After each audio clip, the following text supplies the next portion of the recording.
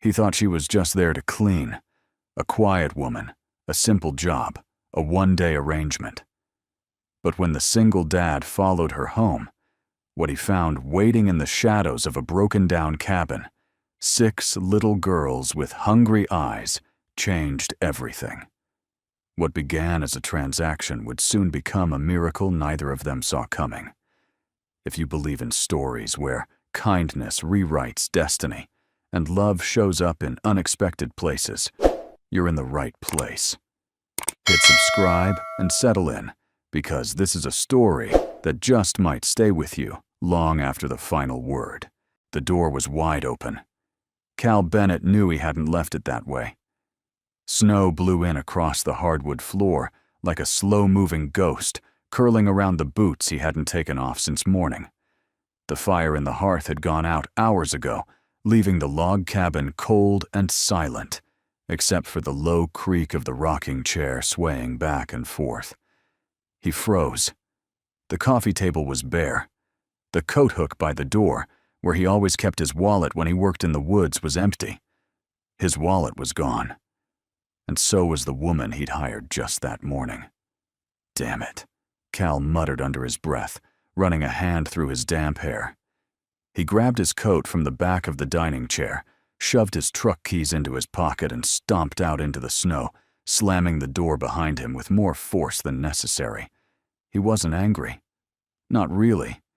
He was disappointed. Again. Another person, another story. Another quiet hope crushed by a quiet crime. He'd thought she was different. Quiet, yes, but polite. Dignified in that strange, tired way people have when they've had everything taken from them and still manage to stand upright. He remembered her name. Ruby Hart. She hadn't given it easily, hadn't looked him in the eye either. But her voice was steady, and her hands were quick and gentle with the dusting cloth. And now she was gone, along with $60 in cash and a feeling he should have known better by now. The old pickup rumbled to life in protest. Cal eased it onto the county road, his headlights cutting through the late afternoon snowstorm. Montana winters didn't forgive. He caught sight of faint bicycle tracks veering off toward the tree line, fresh, narrow, and clearly unmeant for this weather. The kind of trail left by someone desperate. He followed. It took 30 minutes of bumpy turns and silence before he saw it. A cabin. No, not even a cabin. More like a shed that had once dreamed of being a home, tin roof sagging under the weight of snow. Windows fogged, a thin trail of smoke curling from a crooked chimney, and a single bicycle leaning against a post. He got out. There was no doorbell, only a battered screen door that swung when the wind hit it. He raised his hand to knock, then stopped when the door opened slowly, almost reluctantly. And what he saw made him forget every angry word he'd rehearsed on the drive over. 6 little girls. Barefoot, wrapped in mismatched clothes too thin for this kind of cold. Their cheeks flushed, raw lips, cracked hair tangled. They stood shoulder to shoulder behind Ruby, whose back was to him, her frame slightly bent, as if shielding them with her body. She was holding something in her hand, a basket. Empty. Cal didn't speak at first. His throat had gone dry. Ruby didn't turn around. She just said quietly, almost like a confession, I was going to bring the money back. That's not why I'm here, he said. Silence. Then the smallest of the girls, a little blonde thing with oversized mittens and eyes far too solemn for her age, stepped forward. Do you have any bread? Cal looked down at her. She was maybe 6, maybe younger. And she wasn't begging. She was just hoping. Ruby's voice cracked. We haven't eaten since yesterday morning. I thought I could clean make enough for something small. She finally turned to face him. There were dark circles under her eyes. Her lips were trembling, not just from the cold. Her coat, if it could still be called, that was more patches than fabric. She held up the basket with both hands, as if it explained everything. I didn't steal, she whispered. I survived. Cal didn't move, didn't speak. For a long, heavy moment, he just stood there, watching 6 little girls shiver behind a woman who had nothing left to give but her body as a shield. Then finally, he took off his coat and laid it over the shoulders of the smallest girl. He turned to Ruby. You clean cabins for cash, he said. But tell me Ruby Hart who's been cleaning up after you. That was when she broke. Not loudly, not dramatically. Just a slight shake in her shoulders, a single tear down her cheek. I don't get to break, she said. Not when they're looking at me like I can still make the world safe. Cal looked past her at the girls behind her. One had a loose tooth, wiggling it with her finger. Another held a stuffed animal so threadbare its eye was hanging by a string. The tallest one tried to act like she wasn't scared, all of them waiting, watching. And for reasons he couldn't explain, not to himself. Not then, he made a choice that would change his life. I've got soup in the truck, he said. Ruby blinked. What soup? Blankets, too. And firewood. And if you'll let me, I'll drive you all back to the cabin. It's warm there. Safer. He saw the flicker of distrust in her eyes, the silent, lifelong conditioning that said, people don't help without expecting something in return. Then Maisie the little blonde reached for his hand, and Ruby finally nodded. As they walked toward the truck, 6 little girls bundled in hand-me-downs and bravery. Cal glanced at Ruby once more. I hired you to clean my cabin, he said. Didn't realize you'd end up cleaning something else entirely. Ruby gave him a sideways glance. What? He shrugged, eyes forward. The dust off a heart that thought it was done caring. And behind them, in that half-collapsing shack, the empty basket swung gently from its hook, finally no longer needed. The soup was gone in minutes. It hadn't even made it to bowls, just paper cups. Cal kept in his glove box, passed around like rations in a war camp. 6 girls huddled close together on the floor of his cabin, still in their patchwork layers, steam rising off the tips of their noses as they blew on the soup with reverent care.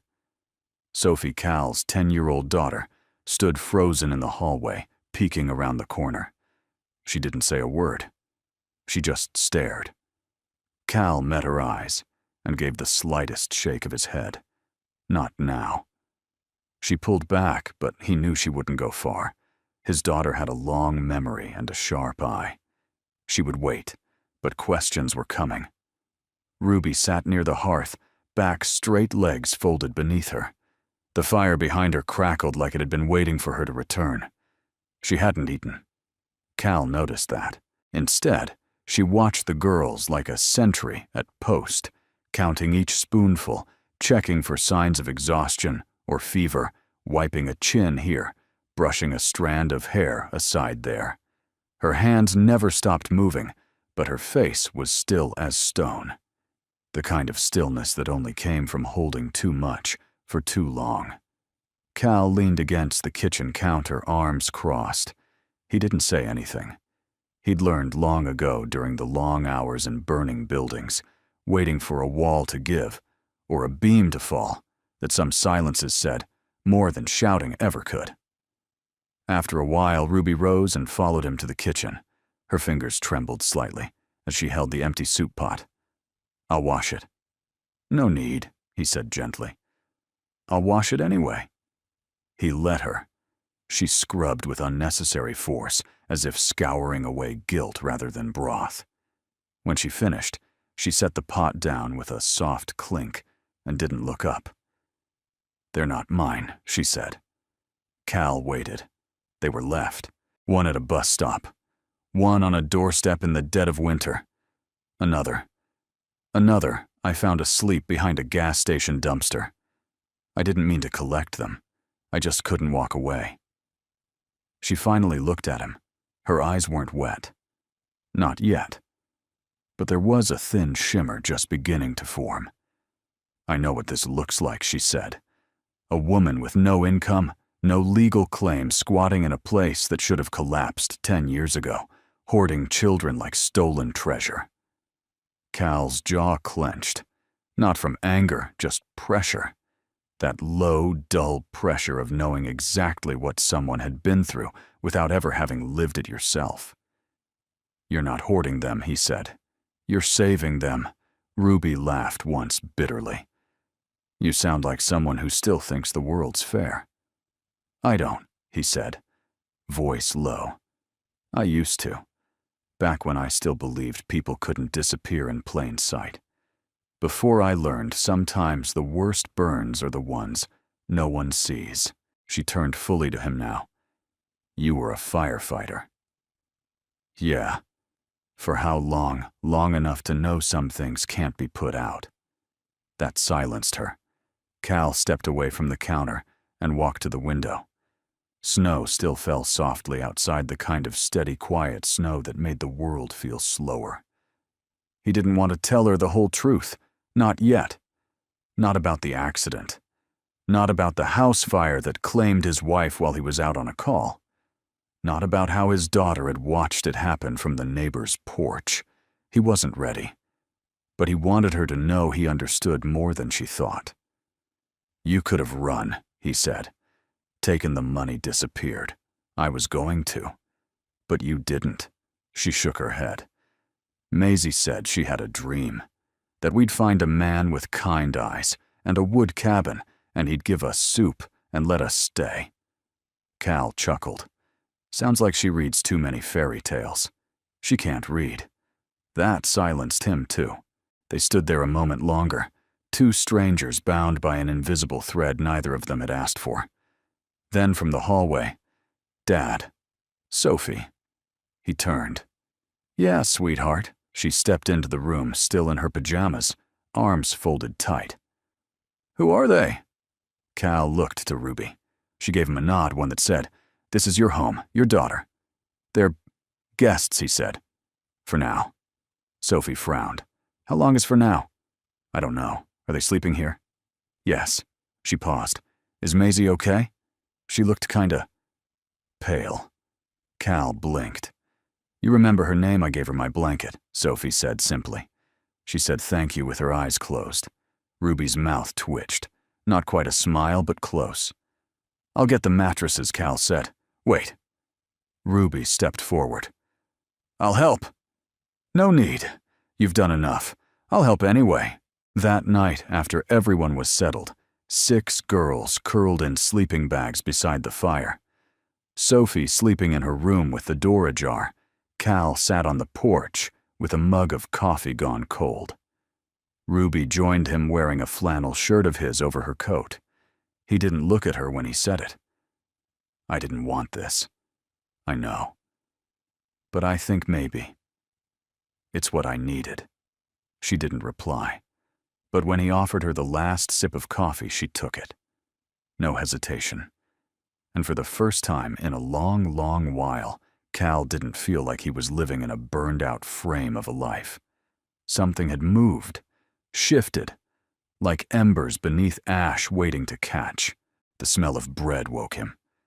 Cal sat up on the old leather couch, blinking in the morning light. The cabin was warm, the fire still smoldering in the hearth, thanks to someone who had clearly gotten up earlier than him. It took a moment to remember. The night before, the girls, Ruby. He swung his legs to the floor and rubbed his neck. The ache in his lower back reminded him he wasn't 25 anymore. Voices trickled in from the kitchen. No, Maisie, don't press so hard. It's dough, not clay." A small giggle. "But it's squishy, like clay. Clay doesn't turn into dinner, sweetheart." Cal smiled despite himself and walked slowly toward the sound. In the kitchen, Ruby stood at the counter, sleeves rolled past her elbows, hands dusted in flour. 6 little girls stood around her well, 5 technically. Maisie was standing on a wooden crate so she could reach the dough. She was elbow-deep in a bowl that looked far too large for her tiny frame, her cheeks speckled white, and her grin wide enough to make any grown man forget the world had ever been cruel. Ruby glanced up. Their eyes met. She didn't say anything, but she didn't look away either. Cal broke the silence. "Is that my last bag of flour?" Ruby arched an eyebrow. "Would you prefer I fed them air and promises?" He chuckled. "Touché." He stepped closer and surveyed the scene. It looked like a flour bomb had gone off. There was dough in places dough wasn't supposed to be. Butter smeared on the counter. A dozen hand-formed rolls resting on a sheet pan that might have seen better decades. "You let them cook?" he asked, feigning horror. Supervised chaos. They needed something to do, and they needed to feel useful. They're kids. So was I when I learned to knead bread with my grandmother.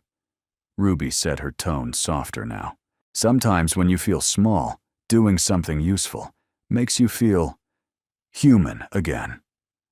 Cal looked down at the girls. One was humming. Another was carefully shaping a roll into a bunny. The tallest Sadie, he thought, was trying her best not to cry over a misshapen lump that refused to rise. He nodded slowly. "Fair enough." Maisie looked up. "Do you want to help Mr. Cal?" He hesitated. "I haven't baked anything since a high school home essay class." "And I failed that." She giggled. "You can knead with me. Ruby says I have the strongest hands." "I bet you do," he said, smiling. "All right, let's see what I can do." He rolled up his sleeves and stepped into the circle of tiny hands and flour clouds. Ruby handed him a small piece of dough, and before he knew it, he was kneading alongside a 7-year-old with enough spirit to light a small city.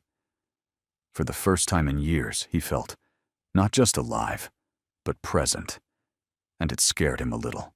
An hour later, the bread went into the oven, and the girls dispersed to their coloring books and hand-me-down toys in the living room.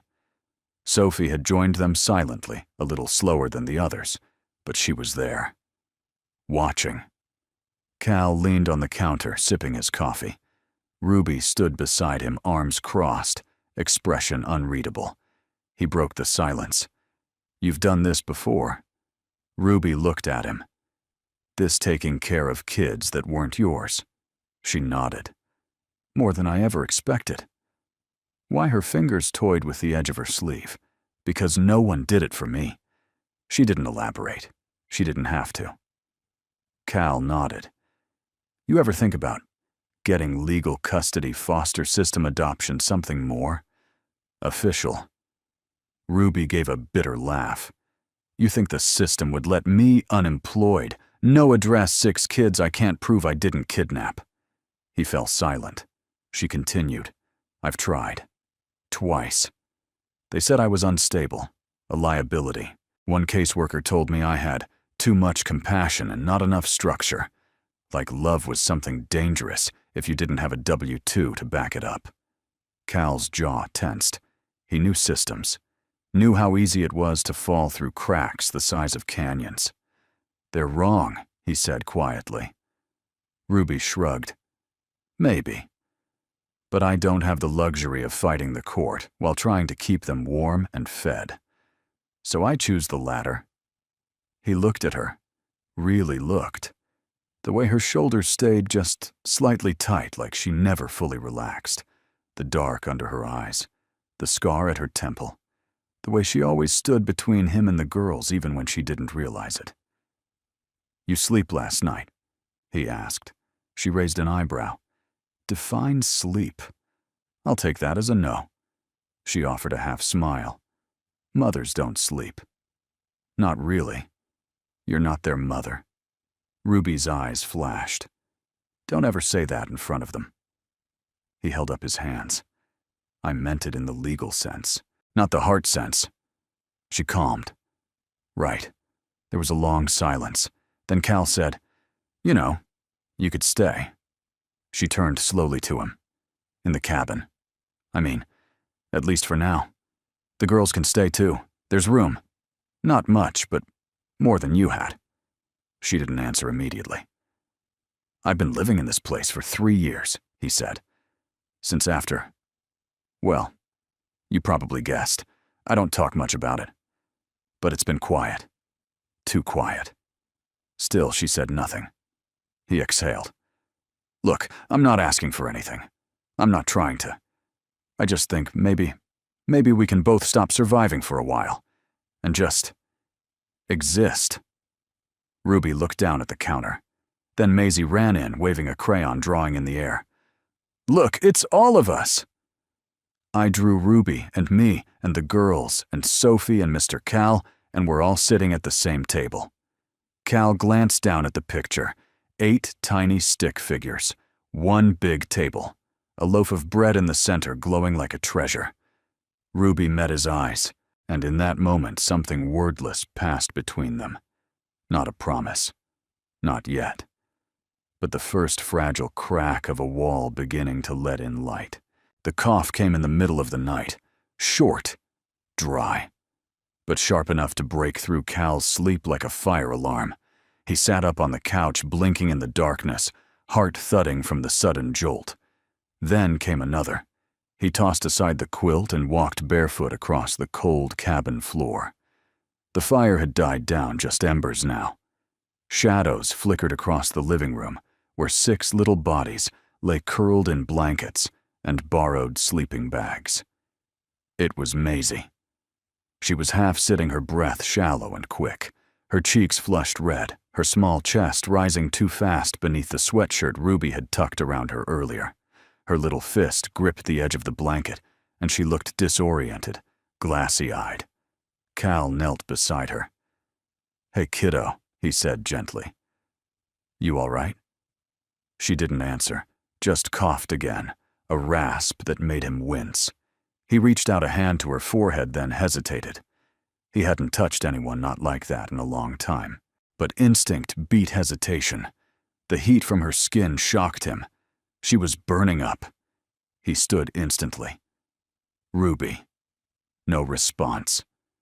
"Ruby," he said louder, turning down the hallway toward the guest room. The door opened before he could knock. Ruby stood there, already dressed, hair tied back. Eyes heavy but alert, a mother who never truly slept. I heard she said, "Maisie." "She's burning." Ruby brushed past him and was at Maisie's side in seconds. She knelt and gathered the child into her arms, checking her pulse, brushing the damp hair from her face. "I've been watching her," Ruby murmured. "She was sluggish earlier, but said she was fine." "I should have. You're doing everything right," Cal cut in. "Let's just get her cooled down." Ruby nodded, trying to stay composed, but her hands trembled as she lifted Maisie into her lap. The other girls stirred, blinking in confusion. "What's wrong with Maisie?" one whispered.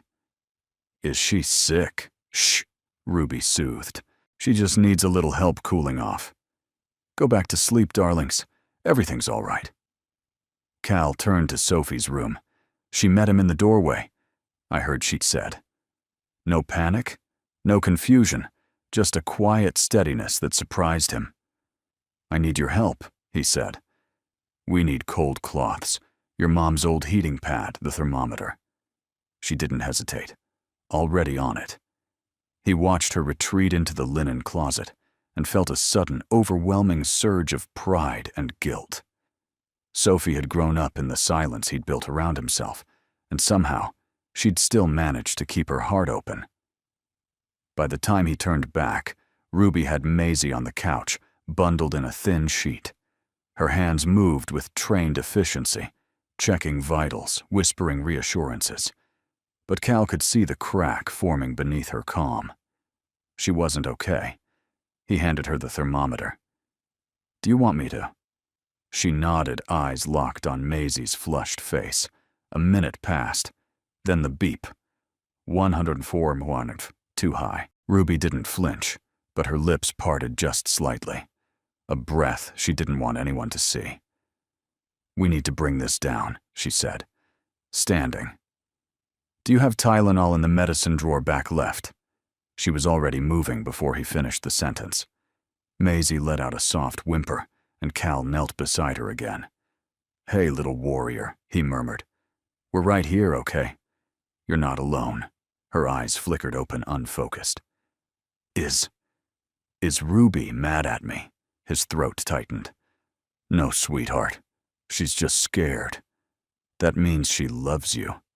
Maisie nodded faintly, then closed her eyes again. 30 minutes later, the fever began to drop. The cloths had gone cold. The meds were kicking in. Maisie's breathing slowed to something closer to normal, and her tiny frame stopped shivering. Ruby sat beside her, shoulders sagged, not from relief but from exhaustion. Cal brought her a glass of water. She stared at it for a moment, then took it with both hands like it might shatter. "Thank you," she said, her voice hoarse. "You okay?" She nodded too quickly. "You're lying," he said. She didn't answer. He sat down across from her, elbows on his knees. "I've been there," he said. "Too many nights by a hospital bed. Too many times holding my breath for someone else's heartbeat." She glanced at him. "Your wife," he nodded slowly. "Stomach cancer. Diagnosed too late. 1 year from start to finish. Sophie was 6. I'm sorry. So am I." Silence hung heavy. Ruby stared at the fire, her eyes distant. "I lost a girl once, when I was working with an outreach clinic near the border. Her name was Anna, 6 years old. Came in with a fever just like this. But we didn't have the medicine. She died in my arms." Cal's heart sank. "I never forgot the way she looked at me," Ruby continued. "Like I was supposed to fix it. Like I'd promised something just by being there." She took a long breath. "That's why I couldn't leave Maisie in that alley. Or Lila in the church pew. Or any of them. Because every time I see Anna's face again, and I swear, I won't fail another one." Cal leaned forward. "You didn't fail her. You were the only one who stayed." She met his eyes. For a moment, neither spoke. There was nothing left to say. That morning, as the sun rose pale over the snow-draped trees, Cal walked into the kitchen and found Sophie curled up on the couch beside Maisie, gently stroking her hair. Ruby stood in the doorway, watching. "She stayed up all night," she whispered. "Didn't ask. Didn't tell me. Just stayed." Cal smiled. That's her mother's spirit, quiet strength. Ruby turned to him. "She's a good kid. She's better than I deserve." There was a beat of silence. Then Ruby said, "You're wrong about that." He looked at her. And in that moment, before the coffee brewed, before the house stirred awake, Cal realized something had changed. This wasn't a house full of strangers anymore. It was becoming something else entirely. A family being born in the ashes of what had been lost. The tin box was dented, dust-covered, and wedged between 2 weathered cookbooks at the back of the cabinet above the fridge, where Ruby thought no one would ever look. Cal wasn't snooping. He was reaching for an old thermos when the edge of his hand bumped the box, sending it tumbling down with a sharp clang that made him wince. He caught it before it hit the floor. It felt heavier than it looked. He turned it over in his hands. No lock, no label. Just the kind of box that once held cookies or Christmas cards, and now held something else. He almost put it back. Almost. But something in him, curiosity instinct, or just the quiet ache of knowing Ruby carried more than she let on, told him not to. He sat down at the table alone in the early afternoon stillness. The kids were outside building snow forts with Sophie, and Ruby had gone into town with one of the older girls to pick up donated clothes from the church pantry. The box creaked open.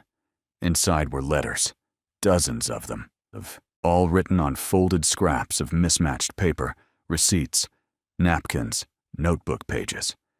Every one of them neatly dated and addressed the same, "Dear Mom." Cal's breath caught. He unfolded the first. "Dear Mom, today I found another girl. Her name's Lila. She has burn marks on her back. She still says thank you when I give her a blanket. She didn't cry, though." "I did." He picked up another. "Dear Mom, I couldn't sleep again. Maisie keeps coughing in her sleep and the shelter ran out of medicine. I miss your hands. They always knew what to do. I wish I was more like you. Or maybe I already am, and that's why I can't walk away from any of them. The third letter was written on the back of a paper plate. Dear Mom, I'm so tired. But they're still looking at me like I have answers. Like I'm not making this up as I go. I wish you were here. I wish I wasn't so scared. I don't even know if I'm doing the right thing anymore. But I'm trying. I promise I'm trying. By the fourth letter, Cal stopped reading. He leaned back in his chair, hands resting on the edge of the box, eyes closed. He had known pain, but not this kind. This was the ache of someone who had built a dam of silence just to keep from drowning and still leaked grief in the quiet between sunrise and survival. When the front door creaked open, he didn't move. Ruby entered arms full of a cardboard box. She stopped cold when she saw the tin on the table. Her face changed. Not panic, not even anger. Just heartbreak. Cal stood slowly holding one of the letters, his voice low. You write to her like she's still here. Ruby set the box down gently. She is. At least she is when I'm scared out of my mind. He nodded. She sounds like she was someone worth remembering. She was. Ruby crossed her arms, defensive now. I wasn't trying to hide anything. I just didn't want anyone to see that part of me. The part that's human. The part that's afraid. Cal hesitated. Then he said, Fear doesn't make you weak, Ruby. It means you care enough to lose something. She blinked, looked down. I haven't told the girls about her. They think I was born knowing how to do all this. Like I woke up one day and just knew how to braid hair and make soup and sew torn sleeves. She smiled, a fragile thing. But the truth is, I just remember how she did it, every single day, and I pretend I know what I'm doing. He reached across the table and gently closed the tin lid. You don't have to pretend with me. Ruby's eyes flicked up to his. For a moment, silence filled the space between them, not empty, but full of things unspoken. Loss, love, guilt, and the slow rediscovery of trust. Then one of the girls, Lila, poked her head through the front door. Miss Ruby Sophie fell into the snowbank again, and she's pretending she's dead. Ruby rolled her eyes and let out a soft laugh. She's definitely your daughter. Cal grinned. No doubt. Later that evening after dinner, the girls gathered around the fireplace for story time. Cal read from an old book with frayed corners, while Ruby sat on the floor brushing knots from Sadie's hair. Sophie leaned against the arm of the couch, her sketchbook in her lap. She'd started drawing the girls one by one, then together.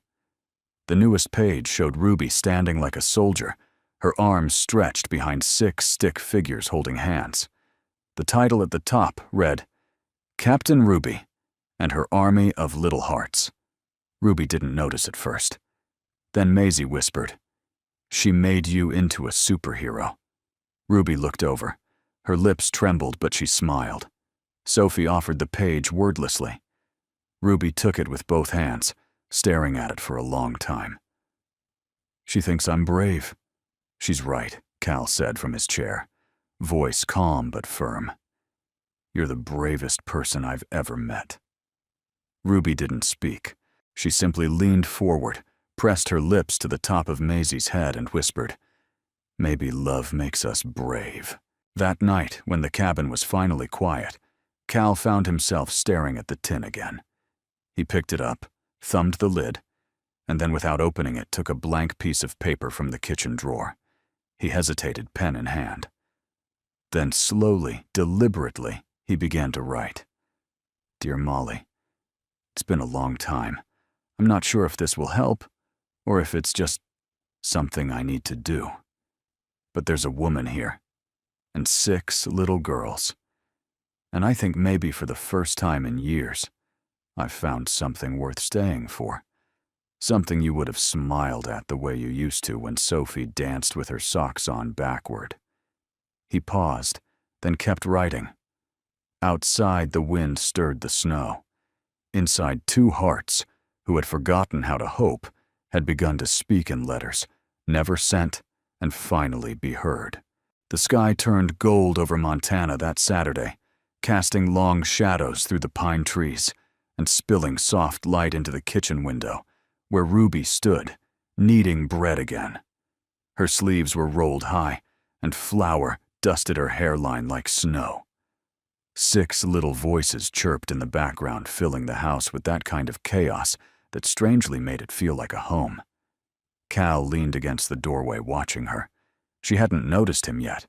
Her movements were steady, methodical, but there was grace in them, like every fold of the dough carried something sacred, not just survival, ritual, stability, hope.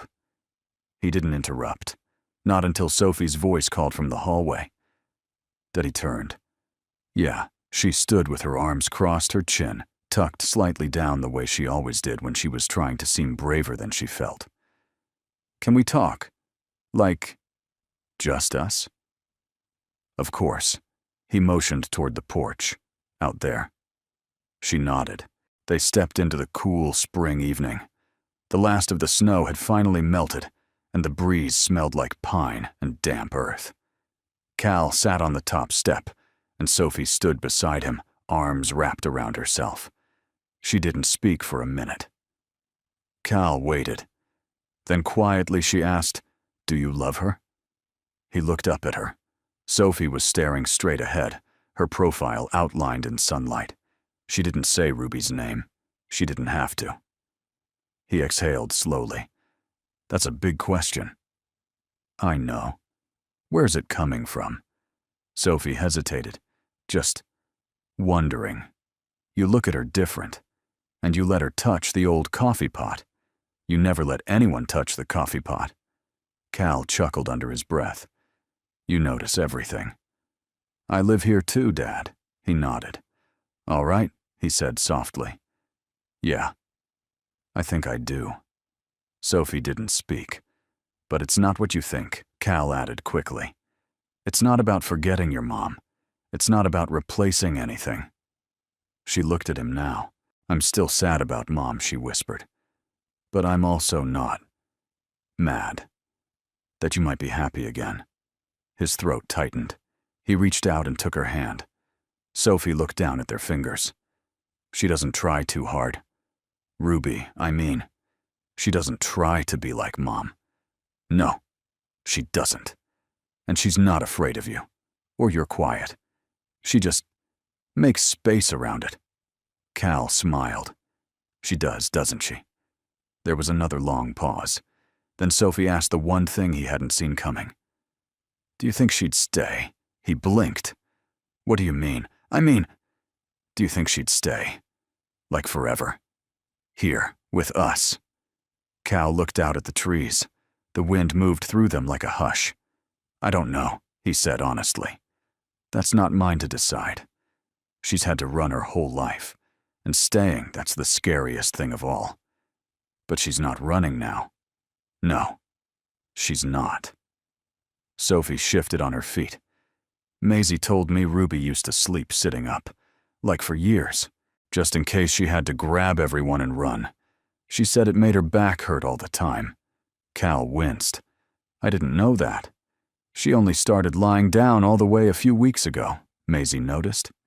Said Ruby finally trusts the floor not to disappear. He looked at Sophie, amazed again by how much this child had absorbed in silence. You like them, don't you? He asked. Sophie smiled. They're loud. And weird. And one of them stole my favorite pencil sharpener. But yeah, I like them. Cal reached up and tucked a strand of hair behind her ear. You're a good kid. I'm your kid. They sat together a little longer, the wind brushing gently against their thoughts. Then Sophie stood. I'm gonna go help Ruby. She burns the bread if she gets too distracted. Cal chuckled. She does that. Sophie turned back once at the door. Hey, Dad. Yeah. If she stays, would that be okay? He met her eyes. I think that would be more than okay. Later that night, as the moon rose silver over the trees, Ruby stood at the sink rinsing plates. Cal dried them beside her in the quiet rhythm they'd developed, easy companionable. "Maisie said you and Sophie had a long talk," she said, without looking up. Cal raised an eyebrow. She'd say that before or after she tried to put pickles on her oatmeal. Ruby smirked. "During," he laughed. "She asked if I loved you." Ruby's hand paused in the soapy water. "Oh," I said yes. Silence. "She also asked if I thought you'd stay." Ruby rinsed a plate and placed it on the drying rack. "And what did you say?" I said, "I don't know." "Because I don't." "Not really." He turned toward her. "But I want you to. Not because you owe us. Not because of the girls. But because I think maybe this place isn't just a cabin anymore. Maybe it's becoming a home. And homes aren't about roofs. They're about people you want to return to." Ruby looked down at the suds, her expression unreadable. "I've never stayed anywhere longer than 6 months," she said quietly. "Every time I thought I could breathe, something changed. A job ended. A landlord found out. A school asked too many questions." She looked up at him, eyes tired and searching. "I'm scared of roots, Cal," I know he said gently. "But maybe roots aren't traps. Maybe they're what holds you in place when the wind comes." Ruby's lip quivered. He didn't touch her, didn't reach. He just stood there, steady and sure. She reached for the dish towel in his hands and their fingers brushed. The contact was brief, but it was real, and Ruby didn't flinch. She just whispered, "Maybe I'm tired of running." Cal nodded. "Then rest. We'll figure the rest out later." Outside in the little bedroom she now shared with Lila and Sadie, Maisie whispered to Sophie under the covers, "Do you think Ruby will be our forever mom?" Sophie smiled in the dark. "I think she already is." Maisie grinned, then turned over and drifted to sleep. And somewhere in the other room, a woman who had built a life out of leaving finally allowed herself to stay. The knock came just after noon. It wasn't loud, not aggressive, but it was the kind of knock that carried weight, deliberate, measured, official. Cal looked up from the workbench in the barn. His hands were covered in sawdust and pine sap, halfway through carving a simple toy boat for Maisie. It had become a ritual of sorts, quiet carving in the morning, family chaos in the evening. He wiped his palms on an old rag, stepped out into the sunlight, and saw the county car parked at the edge of the drive. Black sedan, government plates. One man in a navy windbreaker and khakis standing straight as a fence post clipboard tucked beneath one arm. Cal's stomach sank, not because he feared what would happen, but because Ruby did. The man spotted him, waved once. "Afternoon," he said. Cal nodded. "Something I can help you with, County Family Services. Name's Ron Peterson. I'm responding to a report filed about an unregistered foster situation in this area." "You Cal Bennett, I am." Peterson tapped his clipboard. "We've had a call. Could be nothing. But I'm here to follow up." Cal felt the air tighten around him. Inside the cabin, Ruby was probably already at the window. She'd know. Her whole body had been trained to recognize this kind of presence, the kind that didn't arrive to offer help, but to evaluate, to judge, to separate. He didn't want to make a scene outside. "Come on in," Cal said. "I'll get you some coffee." Ron Peterson looked like he was built for bureaucratic discomfort. Well-pressed shirt, awkward small talk, and a smile that didn't reach his eyes. Ruby sat on the edge of the armchair, back straight, hands folded tightly in her lap. Cal stood nearby, arms crossed. The girls were in Sophie's room with the door shut by design. They didn't need to hear this. So Peterson said, glancing at his clipboard, "Miss Hart? You're currently living here with 6 minor children who are not biologically related to you. Is that correct?" Ruby nodded. "Yes. And none of them have official guardianship paperwork filed in your name?" "No, sir. Any pending applications for foster care or adoption," Her voice wavered just slightly. No, he scribbled something down. And what about medical care school registration immunization records? Ruby swallowed hard. They have nicknames Mr. Peterson. 2 of them don't know their real birthdays. Lila hasn't seen a doctor since she was 4 because her mother was afraid she'd be taken away. Maisie doesn't even have a birth certificate. Peterson frowned. I understand that. But the state. The state wasn't there when I pulled Maisie out of a dumpster. She snapped, her voice rising. The state wasn't there when I taught Sadie how to sleep through the night without wetting herself from nightmares. I know you're just doing your job, but don't sit here and ask for records I was never allowed to have. The room pulsed with silence. Cal stepped in. These kids aren't being hidden. They're being protected. Peterson raised an eyebrow. Mr. Bennett, are you aware that housing unregistered minors without legal status could result in temporary custody removal or criminal charges under certain statutes? I'm aware, Cal said evenly. And I'm also aware they've had 3 meals a day since they got here. Heat, beds, clothes, safety. So if you want to talk about legality, we can do that after you acknowledge that someone is finally treating them like human beings. Peterson looked at both of them, then leaned back slightly. I don't want to tear families apart, he said, quieter now. But I can't pretend this isn't complicated. Ruby's voice came out low. It's not complicated. It's just not convenient. He looked at her, and for the first time there was something like respect in his eyes. I'll need to make a full report, he said. That's procedure. But I'll also be honest in it. And I'll recommend a formal path toward kinship guardianship. It's not fast, it's not easy, but it's a beginning. Ruby's fingers loosened just slightly. Cal asked, what does she need to do? Paperwork, proof of stability, letters of support. I'll write one, Cal said immediately. Peterson added, and ideally someone with legal standing willing to share guardianship responsibilities. It helps the case. Cal didn't blink. She has that too. Ruby turned toward him, stunned. Cal?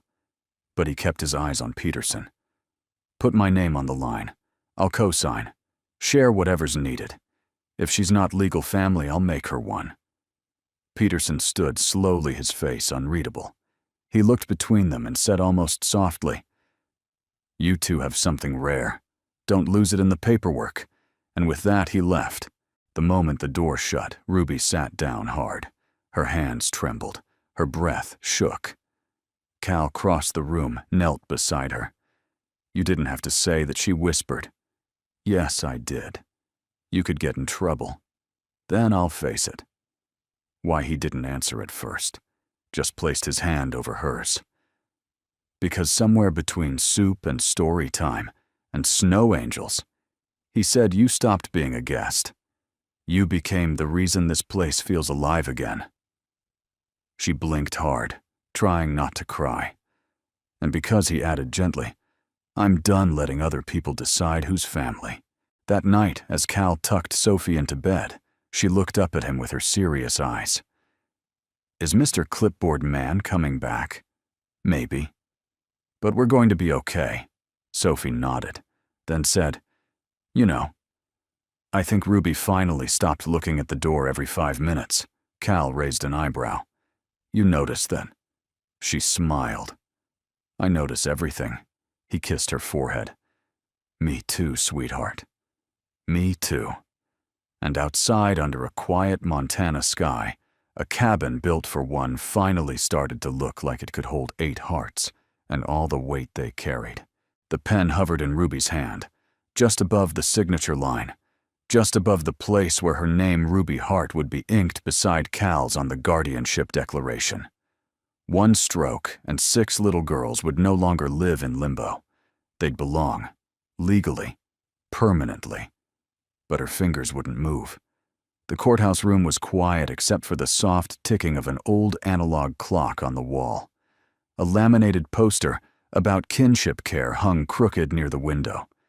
Everything felt stale, institutional, as if this place had seen too many promises, broken, too many signatures made and revoked.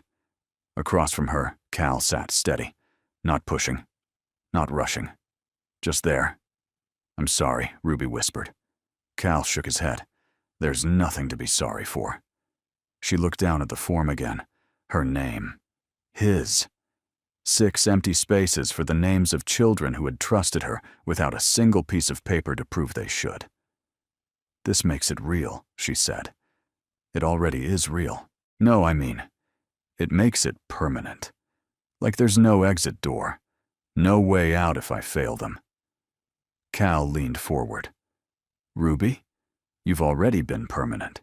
They just didn't have the paperwork to match." Her hands tightened. "When I was little," she said, voice low, "my mom used to write our names on the inside of my coat, in Sharpie.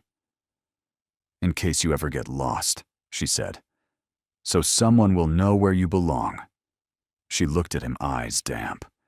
"I've spent most of my adult life being scared someone would write my name on a coat, tag me as the woman who thought love was enough and failed them anyway." Cal took a slow breath. "You haven't failed anyone. Not yet. Ruby." He reached across the table and tapped the paper with his finger. "See that line next to mine? You don't have to sign it for the court, or the system, or even the girls. You sign it if, and only if you believe you deserve to stay." That stopped her. She looked up, and for the first time there was no wall in her expression, just a worn, trembling kind of vulnerability, the kind people carry after years of hiding under strong faces. Then the door opened. Maisie peeked her head in. "Are you almost done? They said we could go to the diner after if it's all official." "I want the blue pancakes."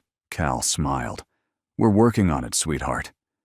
Maisie stepped inside, walking straight to Ruby. She held out a piece of lined paper with something drawn in colored pencil. Ruby unfolded it. It was a house. Their house, with flowers in the front and a swing set in the back.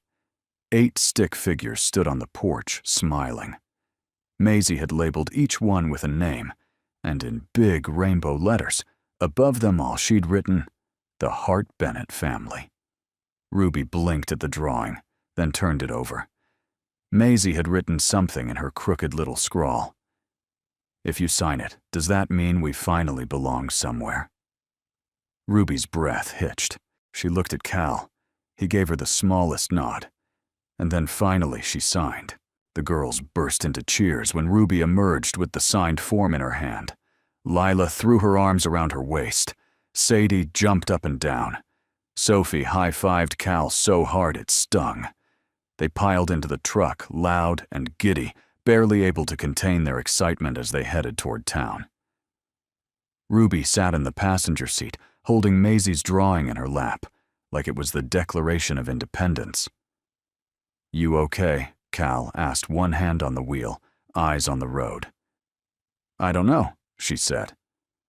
"But I think I'm starting to be." He smiled. They reached the diner just after lunch rush, and the waitress, a woman named Pam who'd known Cal since he was a boy, raised her eyebrows when the party of 8 walked in.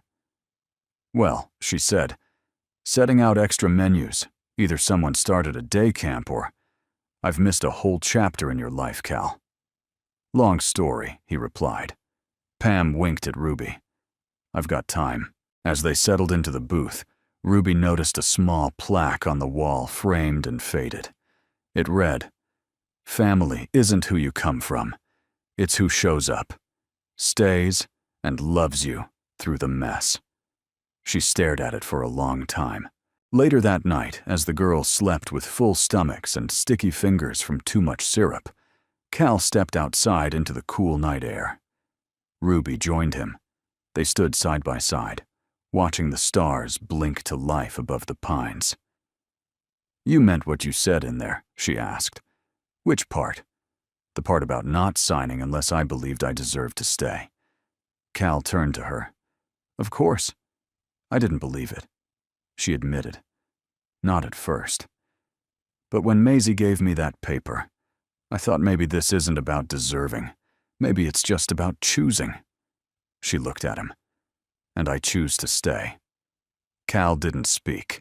He just reached out, laced his fingers with hers. No fanfare, no declaration. Just steady warmth in the dark. Inside the cabin on the kitchen counter lay the guardianship form signed, notarized official. But next to it was another piece of paper, a drawing of a house. A swing set 8 stick figures, and one big word written in rainbow crayon.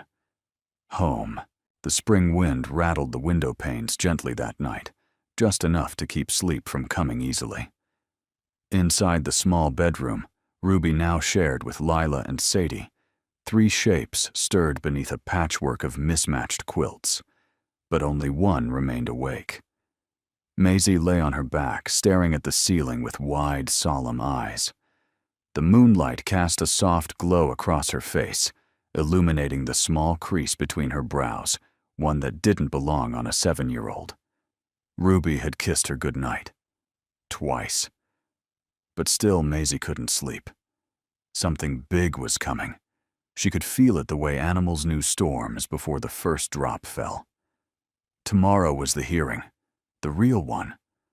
The one with a judge and papers, and people who didn't know anything about bedtime songs or which girl hated green beans. She sat up slowly, careful not to wake the others, and tiptoed out of the room. The floor creaked under her feet. She winced, but no one stirred. Just the quiet hum of the old refrigerator and the occasional sigh from the wood stove. She padded to the window seat, climbed up and curled into a ball, and then she folded her hands. Not the way she'd been taught in church. Truth be told, she couldn't remember the last time she'd seen the inside of one. But she remembered Ruby once whispering over a sick, "Lila, just say what's in your heart. Someone's always listening." So, Maisie whispered, "Hey, it's Maisie." Again. She paused. "I know I talk a lot. I don't mean to bug you. But tomorrow's the thing, right? The big thing where they say, if we get to stay, if we get to keep Ruby, if we get to keep this house and the dog and the purple cups we all like." Another pause. "I don't want new people. I don't want to go back to sleeping in cars or behind buildings that smell like soup. I like it here. I like that Cal doesn't yell. I like that Sophie teaches us how to draw noses right. I even like that Ruby makes us eat vegetables before dessert." "Kind of." She hesitated, then continued a little softer. "I know I'm just a kid. But if there's any way you could make tomorrow go good, could you do that? Not for me. For Ruby. She never asks for anything. But I see her pray when she thinks no one's looking. And I think maybe it's her turn to get what she asks for." Maisie paused, eyes closing. "And if it helps, I promise to never fake being sick again just to get a popsicle." The silence that followed was deep and soft and full of unsaid things. She fell asleep there in the window, knees tucked to her chest, cheeks pressed against the cool glass. Ruby found her an hour later. She stood in the doorway a moment, watching her smallest girl curled in the light of the moon. Then she knelt down and gently gathered her up in her arms. Maisie murmured something unintelligible, her head dropping to Ruby's shoulder. She weighed more than she used to, stronger, now growing. Fed. Safe. Ruby held her close for just a little longer than necessary. The next morning was quiet but tense. No one said it aloud, but the girls knew. They ate breakfast with unusual manners. Lila brushed her hair without being asked. Sadie set the table without being told. Even Sophie, usually composed, bit her lip nervously as she passed out plates. Ruby wore her old navy blue coat, the one she hadn't worn since arriving. It had once belonged to her mother. The seams had been restitched more times than she could count, but the weight of it grounded her. It made her feel like she could walk into courtrooms and still remember who she was.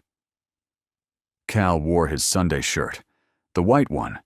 Pressed and tucked sleeves rolled just once at the wrist. He didn't say much, but he kept catching Ruby's gaze across the room with looks that said, "You don't have to carry this alone." At 9:12 a.m., they left. All 8 of them. The courthouse smelled like antiseptic and floor wax, the kind of place where hope felt out of place and optimism seemed naive. The girls sat in the hallway, legs swinging, whispering to each other, like they were in a library, made of concrete and caution tape. Inside the courtroom, Ruby stood with Cal beside her.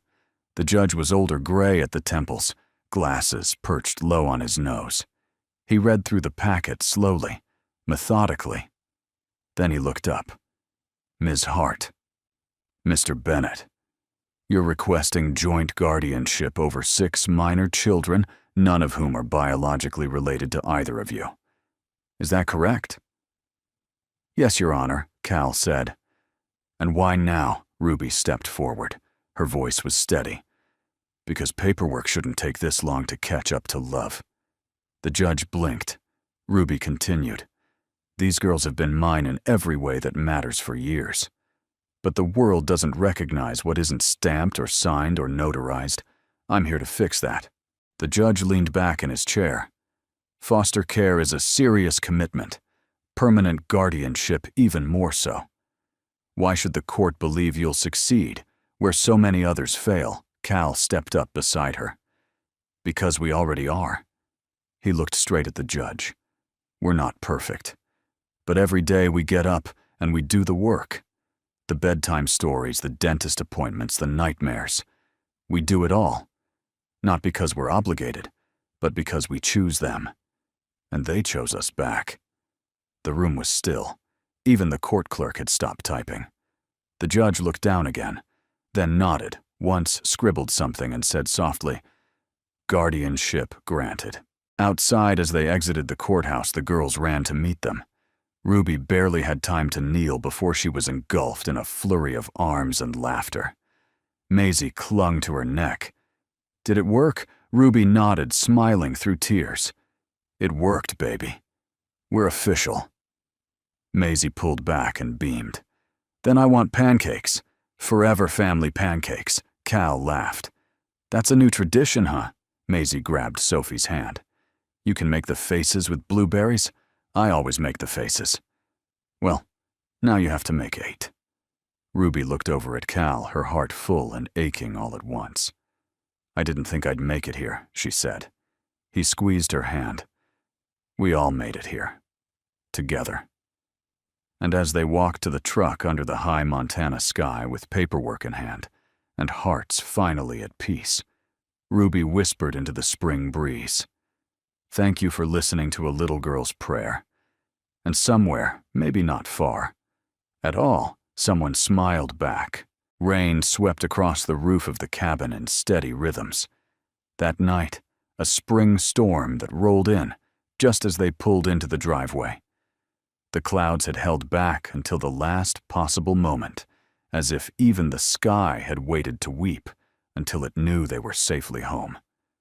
Ruby stood under the porch awning, one hand resting lightly on the doorframe, her navy coat damp and clinging to her shoulders. The girls had scattered inside laughing and slipping on the hardwood in their excitement. Sophie had shouted something about hot chocolate and marshmallows, and Cal had disappeared into the kitchen to oblige. But Ruby stayed where she was, listening, breathing, remembering. Inside her coat pocket was the court order. Signed, sealed, real. A stack of official papers that proved, at least in the eyes of the state, that they belonged to each other now. That she could tuck Maisie into bed and not fear a knock at the door. That she could answer Mother on a school form without pausing. But that wasn't why she couldn't move. She stood frozen because for the first time in her life, she didn't feel like she was standing at the edge of something. She was in it, surrounded by it, and her body didn't yet know what to do without the reflex of flight. Cal opened the door behind her. "You coming in?" he asked. She nodded but didn't move. He stepped beside her close enough that their shoulders touched. "You okay?" I'm not sure she admitted. "It's strange." What is this feeling? Like I'm allowed to exhale. Cal smiled gently. You are. She turned to him, her eyes wide and searching. What if I don't know how? Then we'll learn together. For a moment, neither of them said anything. The rain softened to a patter. The porch light flickered once, then steadied. Inside, laughter echoed from the hallway as Maisie shrieked about someone stealing her socks. Ruby exhaled. Just a little. The cabin felt warmer than usual that night. Not from the fire, though it glowed strong and steady, but from something deeper. Something intangible. The girls sat wrapped in blankets on the floor, sipping hot cocoa. Each had 2 marshmallows. Cal had tried to enforce a no more than 2 rule, but Maisie had bribed him with a drawing of him as a superhero with a spatula cape. He caved. Ruby sat on the couch with Sophie nestled under her arm. It still surprised her how easy the girl had fit there, like she'd been meant to all along. Sophie never called her mom. Not yet. But the way she leaned in now, eyes, soft hands, still it didn't need a name. Sophie spoke softly. Can we do the candles tonight? Ruby looked at her confused. You know, the quiet ones. And then she remembered.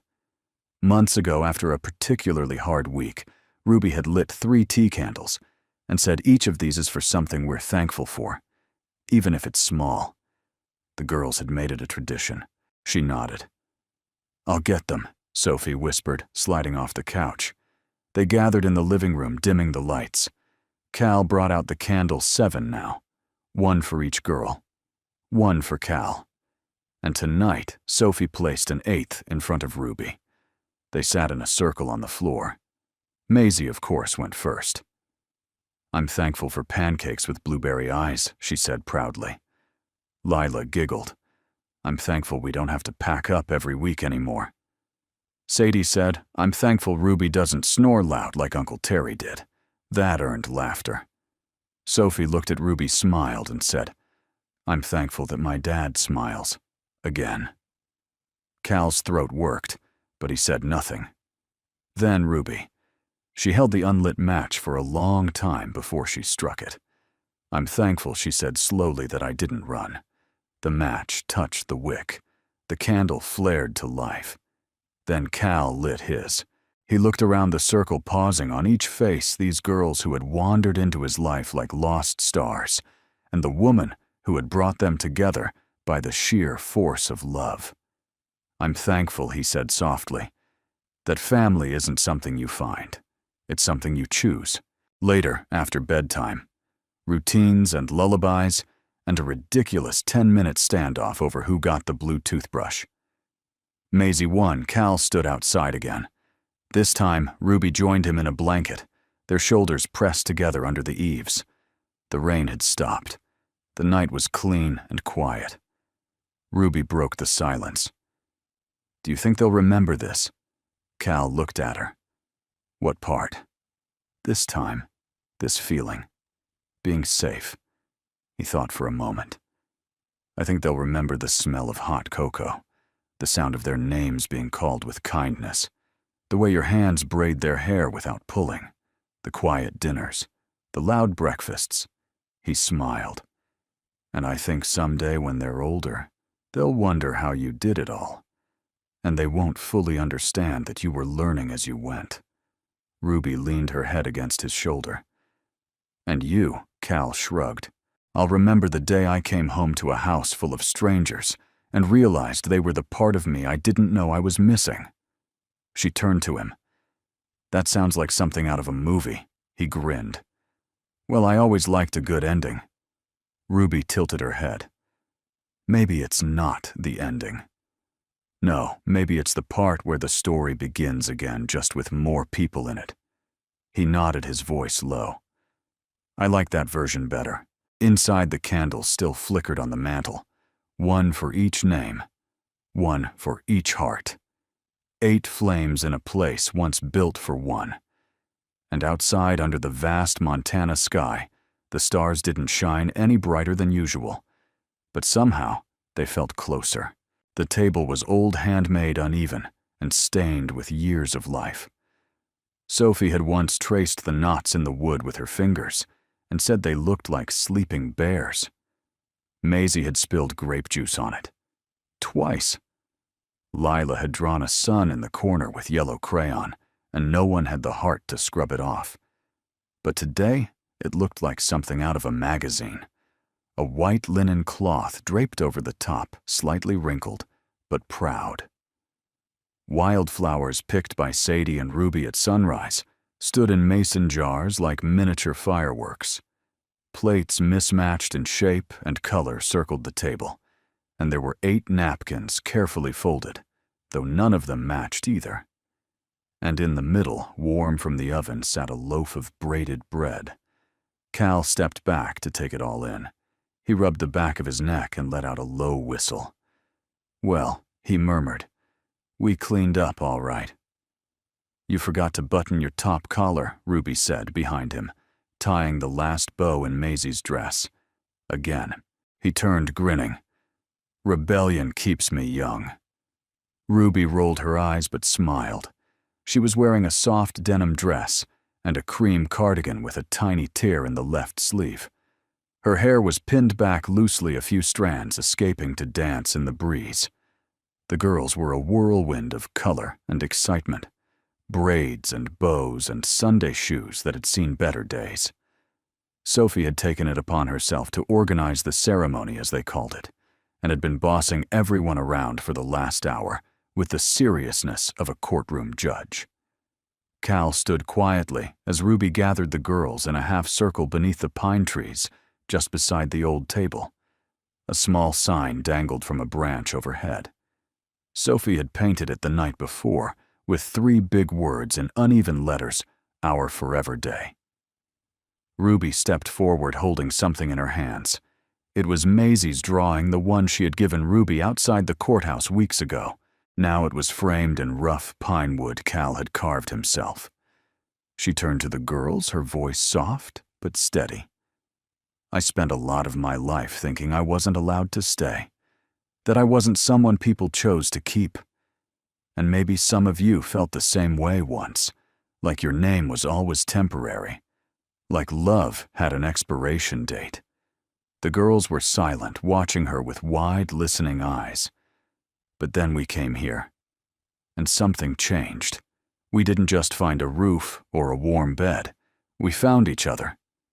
She looked toward Cal. "I didn't believe in forever.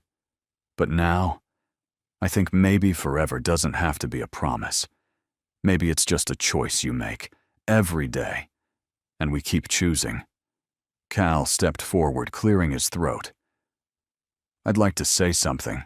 The girls turned toward him. "I've fought fires that could burn down buildings. I've stood in places where everything felt like smoke and ruin.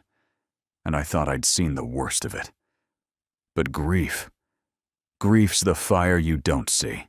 It lingers, and I carried it a long time." He looked at Sophie, who gave him a quiet, knowing smile. "But you all, you're the water that put it out. You're the reason the walls got rebuilt. And you, Ruby," he reached for her hand, "you didn't just bring them here. You brought me back, too."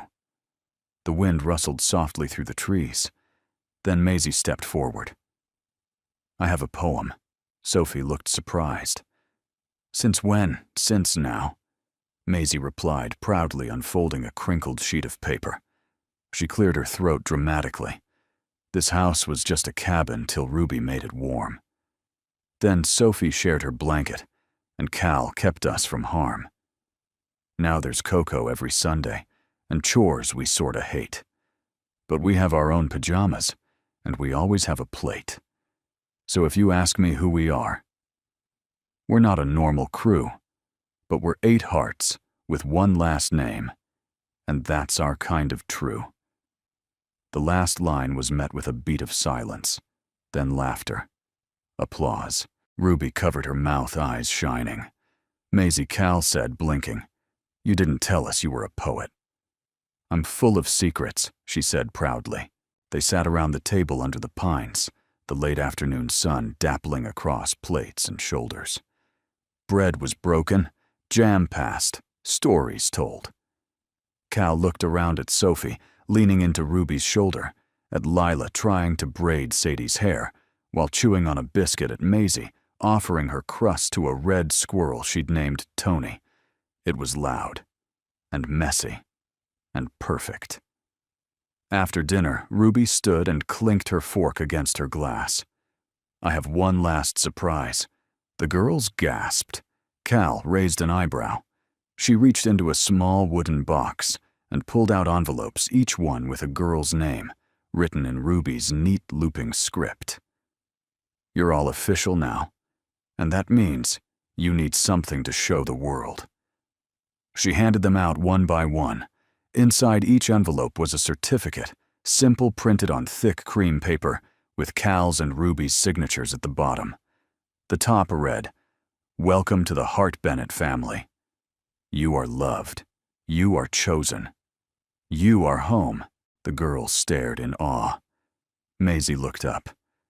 "Do I have to carry this with me?" "No," Ruby said, kneeling in front of her. "You carry it in here." She placed a hand over Maisie's chest. "In your heart." As the sun sank behind the trees, casting the forest in gold and amber, Ruby and Cal stood together, watching the girls chase fireflies between the pines. He slipped his hand into hers. She leaned into him. "I never dreamed of this," she said quietly. "Me neither. And now I can't imagine anything else." "Funny how life works," Cal murmured. "It breaks you open, just wide enough to let something better in." They stood like that until the stars began to bloom overhead, and laughter echoed through the clearing like music. Not every story ends with a grand gesture. Some end here at a worn table, under the trees, surrounded by mismatched dishes, poems from a 7-year-old, and the quiet miracle of belonging. And that was more than enough. Where in the world are you watching from? We'd love to know. Leave us a comment and share a little about yourself. It's always a joy to hear from kind souls across the globe. And if this story touched your heart, don't forget to subscribe so you won't miss the next one. We share stories like this every week. Stories of compassion, second chances, and the quiet miracles that remind us what truly matters. Thank you so much for spending this time with us. Until next time, take care, be kind, and keep believing in goodness.